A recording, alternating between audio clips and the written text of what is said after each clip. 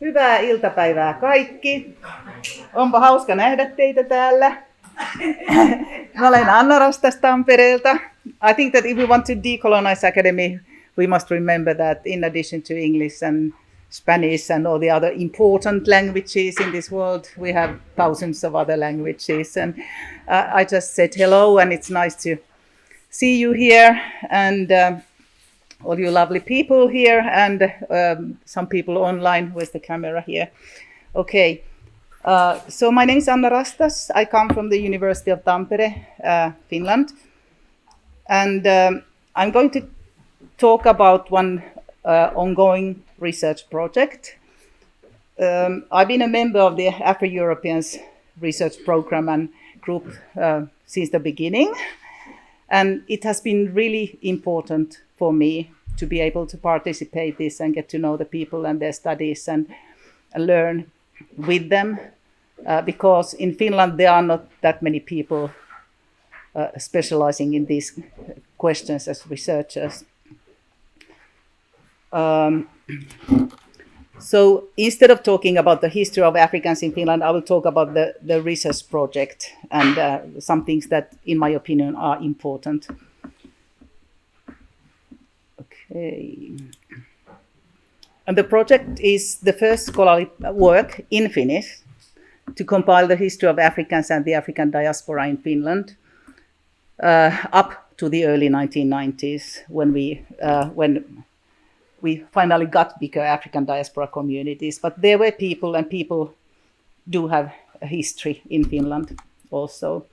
I'm not doing this alone. I'm working with Professor Leila Koivunen. She's a professor of history working at the University of Turku, also in Finland. And we also collaborate with many African diaspora communities. The picture is of the T-shirts here, Afrofins since Rosa Emilia Clay. I will soon tell you who Rosa Emilia Clay was. The T-shirts were made by Afrofins organization, and throughout the project we have had a lot of collaboration with people, but we are the two authors of the book. For me, it's a long time dream. I started to work for this project many years ago, as a part of my other research projects on knowledge production and African diaspora communities and cultures in Finland and in Europe. But it took me many years before I dared to start the project for many reasons. First, I thought that the project would be too massive for one researcher only.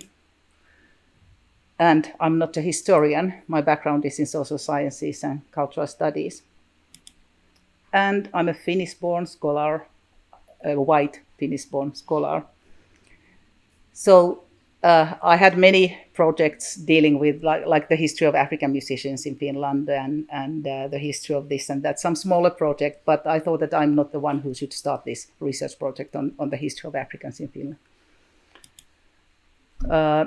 I started to, somehow I decided to go for it when I started to collaborate with Leila Koivunen. She's also a white researcher, but specialized in Finnish colonial encounters and especially colonial aspects of Finnish-Namibian relations and other issues. And in 2020, we co-authored one article where we studied the relation of Finnish historical research to colonialism, how post-colonial theories and discussions on decoloniality have reached Finland and became integrated into research and also in activism and identity politics.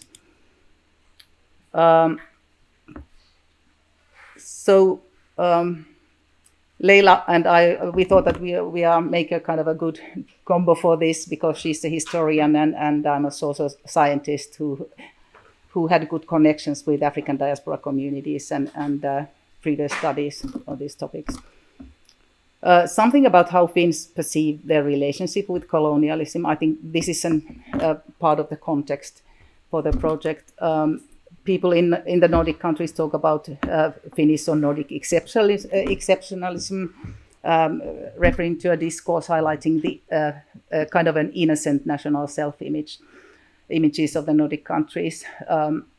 But this discourse falsely claims that because we didn't have colonies, we cannot be racist, we cannot, we were not at all involved in colonialism, and this kind of, and also the countries who did have colonies have these same discourses. We know that, but it's especially strong in Finland and still a very strong discourse. But if we talk about the history of Finland, it's actually about 500 years of Swedish history, because Finland was part of Sweden until 1809, and then it became part of the Grand Duchy of Russia until Finland got independent, became an independent state in 1917. There were Africans in Sweden hundreds of years ago, some Africans, not that many, but we know that there were some people. This photo is of a picture is of Gustav Badin, who is always mentioned when people talk about the history of Africans in Sweden, and an enslaved African who later gained a position in the at the Swedish court. And in Russia, we have Pushkin, whose great-grandfather was also from Africa, and so on. But also in Finland, or what is now Finland, there were some Africans before Finland became an independent state. And I just wanted to mention this because when we study history, we just have to forget the methodological nationalism and methodological statism, and can't take the nation states always as the starting points for our studies. So Sweden had several overseas colonies, and even when Finland was part of Russia, collaboration with Swedes continued, and including those researchers who developed these race theories and so on. You may have heard about the Swedish State Institute for Racial Biology in Uppsala, where they promoted eugenics and ideas of racial purity and so on, and they were very influential scientists there. And through these processes, and Finnish scholars were also involved, the idea of races and racial order was established in Finland, although we didn't have colonies, because we didn't. Finland was not an independent state, and the idea is that race is what defines nationalities, and so it was like a confirmed doing these processes also in Finland. And the colonial worldview dominated the minds of Finns, just as it did in other parts of Europe and world. When we talk about African diaspora in Finland, the number of people of from Africa and of African diaspora was really small compared to many other countries until 1990s, when the first groups of Somali refugees came, and at the same time we also got bigger groups of refugee background, but also students and so on from other African countries. But still, in the early 2000s, very few children were of foreign background in Finland, and the school classes were like all white spaces. When my daughter started school, she was the only black child in her school. Today, people with a close African background, meaning their parents are from Africa or grandparents, make about 1% of Finland's population. Biggest groups are Somalis still, but also there are people from probably every African country, and communities where there are thousands of people that come from particular countries and so on, and also people from other parts of the diaspora make, like people from Cuba and so on. They have their own communities. Today, we have many active Finns of African descent in politics, as members of parliament, for example, in different fields, of culture and arts, and we've had one Miss Finland, Black Miss Finland, and so on. And we have African Fashion Week, we have African music festivals. The one in Tampere, for example, has been there for 20 years already, and so on. And Finns of third generation African descent are rapidly growing part of Finland's population. So nowadays it's difficult to go to any when we talk about smaller cities without seeing Black people. Yet very little is known about their history in Finland. The history of Afro-Finnish historiography is really short. There was a very common claim, and some people still repeat this, that Finns saw Africans or Black people in Finland for the first time during the Helsinki Olympics in 2052. And people kept on repeating this until 2010, when we got the first TV and radio documentaries about the history of Afro-Finns. And those documentaries were made by journalists with whom I've collaborated, and so I was somehow involved. And also I think that I did the first scholarly publications there, very much inspired by what I had learned while working with with you guys, for example. And so we have some studies, but not that many, focusing on different topics, but the history of Africans in Finland is yet to be written, and now we are working on that. In 2010, something happens when people saw these TV documentaries and radio, heard about the person called Rosa Clay, later Lemberg. She's a historical figure who had been forgotten for several decades, but then she was rediscovered along with these TV documentaries, and she was brought to Finland in 1880s from what is now Namibia by a missionary couple. And I want to mention her here because the way her story was embraced and the way it has been circulated in Finland, especially among African diaspora communities, artists, others, but also by some like Finnish authors and so on, is a clear evidence of how important these histories are for these communities. Just to give you some examples, Sasha Huber is a well-known artist of African background, and she has made some works of Rosa. Then Afro-Finns have printed these T-shirts. I know about one film project.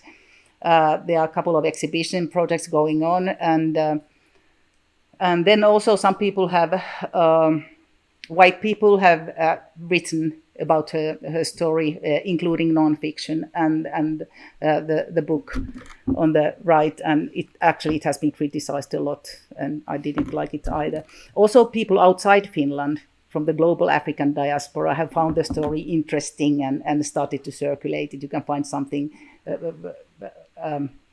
people in Britain and some other places have made something about her. You can find them on YouTube. And so it is a political project to start writing these histories. It is a political project for people with whom we collaborate, and also for us as researchers. Because for any group to be considered part of a nation, it must be included also in the official history of the nation. I think all the artworks, all the journalistic works, all these things are very important, but somehow these academic texts published by researchers that make the official history are important as well. And we thought that somebody has to start working on this. We want to complete and correct research on Finnish history with this while doing this project, and also research on African diaspora, not only in Finland but also in Europe and the world, because we think that knowledge produced from the margins, and Finland is in the margins here, so always contribute somehow to these bigger stories, and they question some things and so on. And above all, we want to make visible how these communities, African diaspora communities and individuals of African diaspora background, how they have transformed and contributed to Finnish society and culture. Because if we think about the discourses that are going on, that there's not much about their contributions or so. So it's Finland, like many other European countries, it's in many ways a very racist climate, and the way these communities are talked about in public, and especially now that we have the worst government ever, it's horrible, and we want to bring other stories there too. But now we have to go to the question, and always in this today I thought that I need at least one quote from Minola. So the question is, who, when, why is constructing knowledges? And this is important question.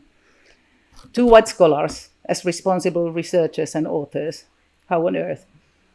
How to dismantle the dominance of Western epistemology and recognize other perspectives and knowledge systems as white scholars working in Finnish universities.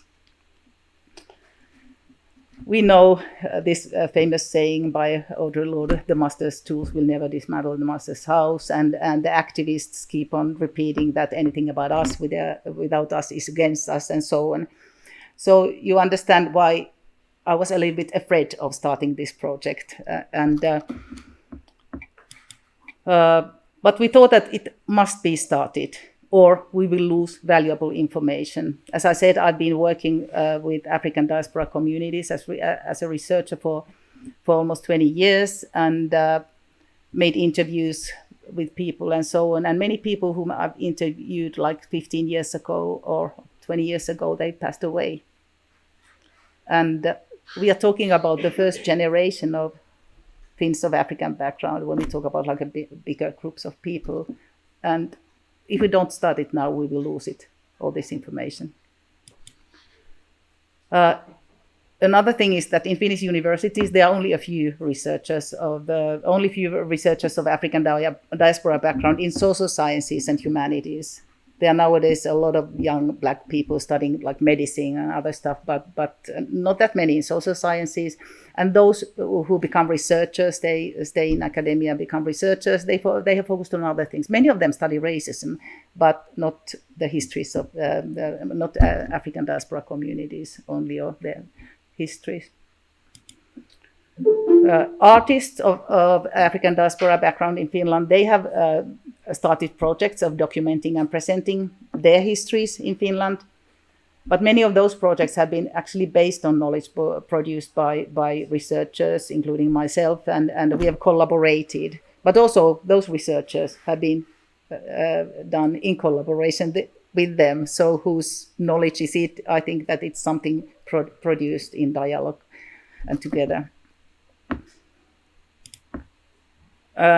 I also, as an anthropologist, I also want to ask who can represent such a heterogeneous group of people. Because when we talk about Africans in Finland or people of African diaspora in Finland, they come from different parts of the world. And for example, people who come to Finland as migrants from Africa, they see things differently from their parents, from their children or grandchildren and so on. For example, one, I would call her a friend of mine nowadays. She used to work as my research assistant, and she curated an exhibition, Being Black in Helsinki. It was at the City Museum, Helsinki City Museum last year. Some people criticized that it was so much focusing on young people and particular discourses around blackness, but people felt that, okay, this is not necessarily about me. And so, but young people were really excited about it. And so somehow, to talk about the history, we should remember the heterogeneity of these communities and try to collaborate with everybody.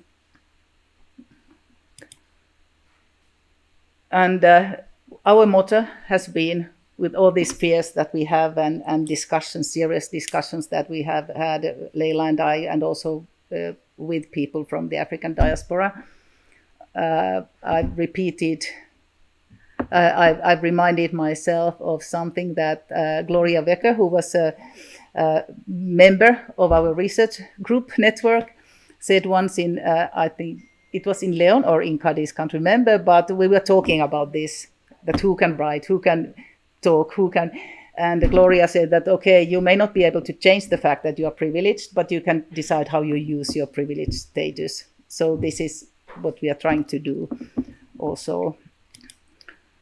But all this means that we really have to think carefully about our research and agenda. And in this case, it's our epistemological commitments include like feminist epistemologies, starting from standpoint theories and underlying the knowledge of people in marginalized positions, and intersectionality, also decoloniality, recognition of multiple context-specific knowledges, plurality of voices, and diverse ways of knowing. So, like not just archives, but also artworks and so on are important sources for us. Multidisciplinarity and open science, meaning here not just where and how we publish the book when it's ready, but also the language of the book. In this case, it will be Finnish, because we want people to understand. And you guys know that in academia, it's a kind of a, some people say it's an academic suicide to publish Finnish, and especially in publish in other languages than in English, and especially in countries like Finland, we are really really not allowed to publish anything in Finnish.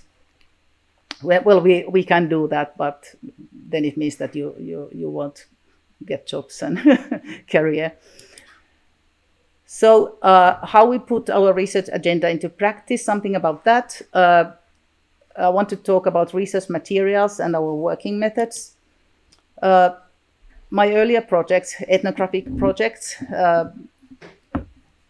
have provided us with many contacts and networks among diaspora communities, and also like my anti-racism activism there, but also materials and knowledge of how African diaspora subjects, how African diaspora communities think that such a project should be implemented. And I think that this is the most important thing, why we finally decided to do it, because we have already had these discussions. We have organized, like 15 years ago, I organized a workshop with Somali communities where we represented everything, all the studies in Finland about them, to them, and we talked about those studies. And then I have like dozens of interviews where people tell how, in their opinion, this history should be done or how they shouldn't be done, and so on.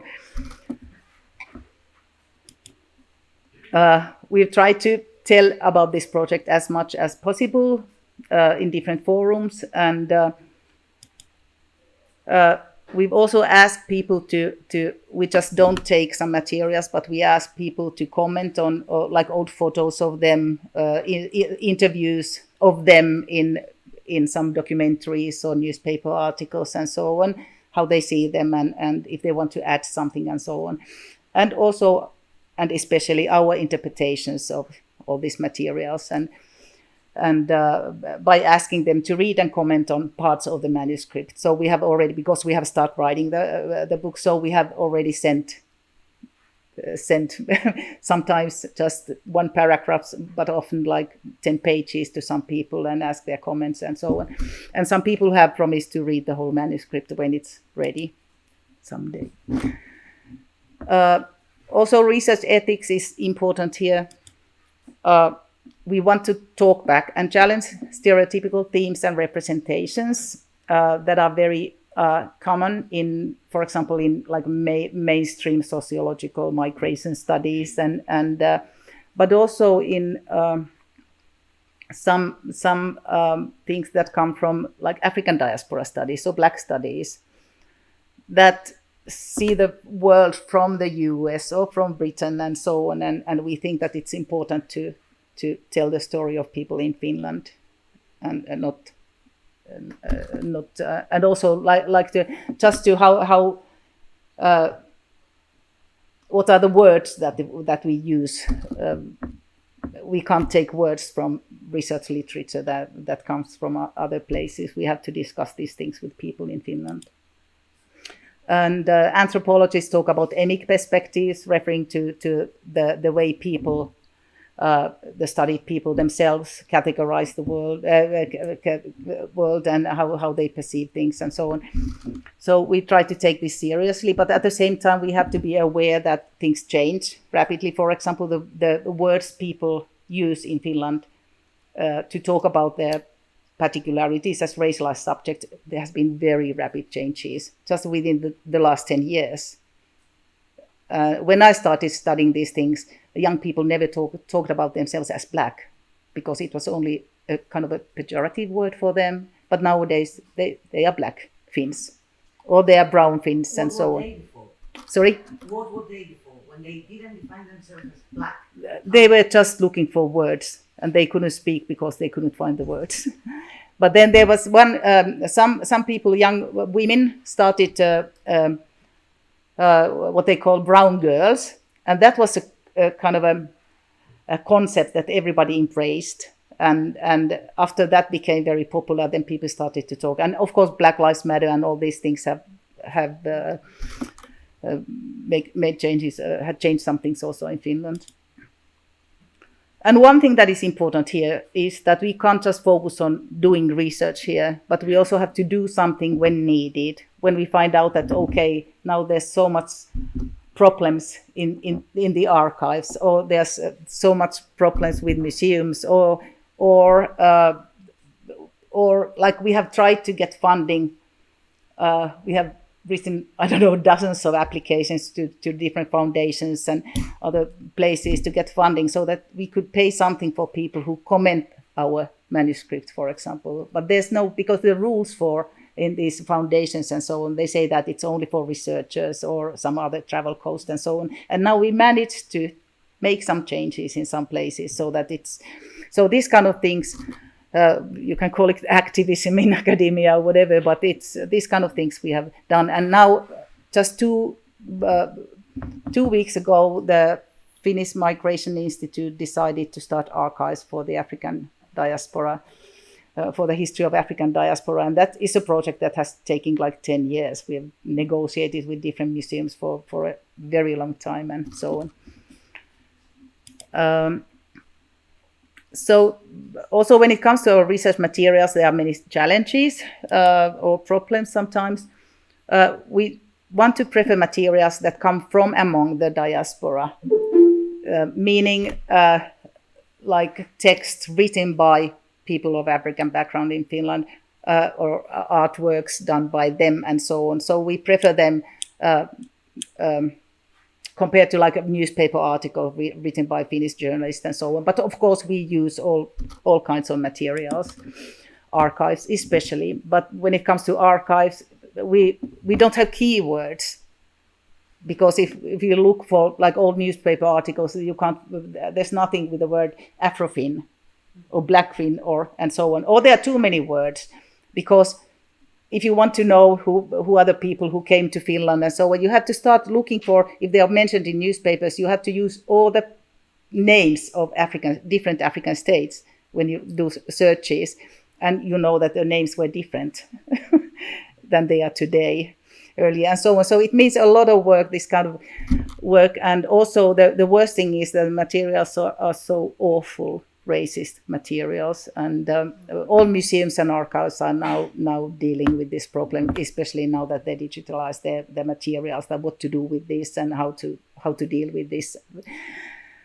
And another thing is lack of statistics. Just to find the number of foreign students in Finland, I had to contact every university and write to them in Finnish university. And just a couple of years, less than 10 years ago, many Finnish universities merged. So we don't have those universities anymore. And this kind of, so how to find the person who was working in that university in this office like 20 years ago, if she remembers some people who were working, this kind of things. It took me probably 3 weeks to get something from the universities alone, and then we have many other places as well. Ethnographic methods are usually considered as like more collaborative methods than many other research methods, but still there are unequal power relations. When I'm in the field, who can guarantee that I really listen to people and that I don't ignore some things what they say because I think that okay, it's easier to do this way or something like that. So it's something I have to remind me myself all the time that okay, did I really get the point and so on. And they are often long discussions. Old interviews that I mentioned already, the problem with them is that I already then ask people to sign a paper that whether we are allowed to use these materials. And many of them, many people said that, yeah, but we have to renegotiate it then, or with these and these conditions and so on. But now the people have passed away, many of them. So I can't renegotiate. And there's plenty of valuable materials that we can't use, or like we can use in a way, but we can't quote them and so on. And because this is about history, we want to mention people's names, for example. When it comes to new materials, the challenge is, of course, lack of resources. It takes time, and we are working on this while being full-time teachers and having other research projects going on and so on. And also, what I've learned is that if you go to interview people, spend a couple of hours with them and so on, then they expect that, okay, there will be one chapter about me in the book, or at least a couple of pages, or at least one paragraph or something. But we are talking about hundreds of people. We can't do that. So that's something that we don't want to, people think that we want to be honest. And so instead of making interviews, we have discussions with people. But the problem with that is that now, especially now that we have these new archives, discussions like that cannot be archived there. But like interviews could be. So that's one problem. And also the EU General Data Protection Regulation makes some some challenges when we want to approach people with a list of, with a long text that you don't understand yourself and then ask them to sign something. So it's and other ethnographic materials as well we have. So the themes and priorities of the book are one thing is the heterogeneity and particularities of African diaspora in Finland. We want to focus on that instead of like copying the way these histories are written in other places. And also we want to do something else than these sociological migration studies or for example, diaspora studies that focus on the history of transatlantic slave trade. It's an important topic also in Finland, but if these communities in Finland have other histories, they have to be told by using also other theoretical frameworks. And this is especially important. We want to focus on diaspora contributions to Finnish social life and culture. So in studies about Africans in Finland, they usually focus on their integration or problems of their integration into Finnish society, or people are presented as victims of racism primarily. But these are topics that will be dealt with also somehow in the book, but we don't want to focus on these. So what are the themes and chapters? We have a clear idea now, and we have talked about this idea, and people have said that it sounds like a plan. So we will start by talking about love and family life and family institution, because now for the first time we have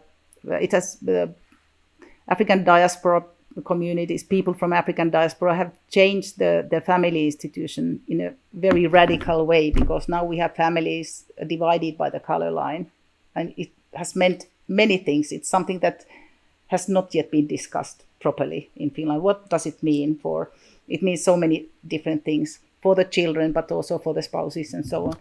And love. We want to talk about love.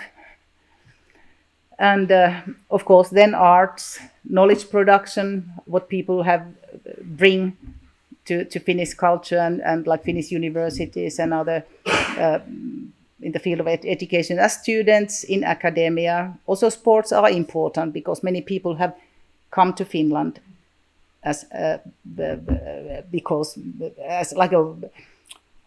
first bigger groups of people from the US were basketball players, and now there's a very nice documentary, documentary about them and their children who have become very active people and well-known people. One in a fashion and also in other fields. So yeah, this is also people have built Finland in working life in many different areas. We have interviewed people who have planned cities as architects, and also other things. We don't know it, but the big city of Espoo, for example, it's many places they are planned by a person who came from Ethiopia in the 50s. And so this kind of stories we want to tell. And about their political participation, including in anti-racism. And what is also important is, and I found this especially fascinating, is how people have opened up the world and knowledge of Finns by talking about colonialism and decoloniality. Also, if I look at the old interviews I made, I can't find a single interview where people talk about colonialism. If I talk with people of that age, like white Finnish people, none of them will talk about colonialism. But also all the earlier, like 15 years ago, I analyzed all the autobiographical texts published written by people of African descent in Finland. At that time, there were not that many texts, but in all those texts, the legacy of colonialism was one topic people dealt with, and so on. So actually, and while I was working on the article with Leila about how discussions on colonialism came to Finland, that is one story, what you can find in scholarly publications. But another story is how people of African diaspora background have tried to talk about these things. The other thing is that people have not necessarily heard them, but they have talked. They have given lectures, they have written newspaper articles, they have brought books to their professors. I just saw one documentary film that was made in the 60s about the first African student in my own university, Joseph Owindi. And when he was talking there, in the film, there was a picture of her table full of texts that nowadays people read in universities, but like post-colonial thinkers, intellectuals. And I remember in 80s when I studied how the African students suggested books for teachers that, okay, why don't we read this in the seminar and so on. And I think this is an important contribution also to Finnish society.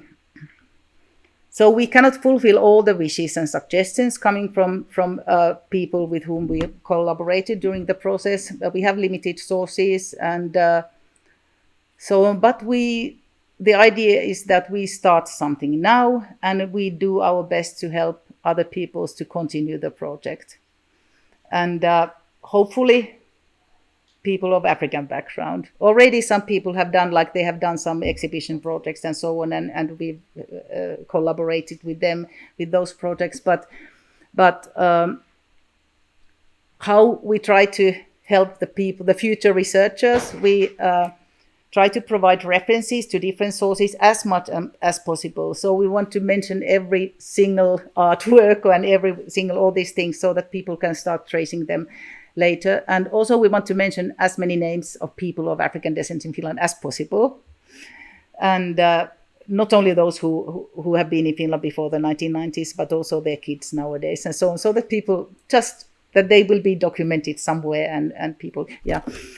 And so the final chapter of our book, because the materials that we have explored, they are very much about how people have lived in the shadows of racism in Finland and these things, but and we will discuss that, of course, in every chapter. But we have decided to write an epilogue where we ask what the agency of people in power in Finland today, like the prevailing racist discourses, political decisions of this awful government and so on, what they will look like in the future in the eyes of their own grandchildren. Because we always think that racism is something in the past and so on. So that is how we want to end the book then.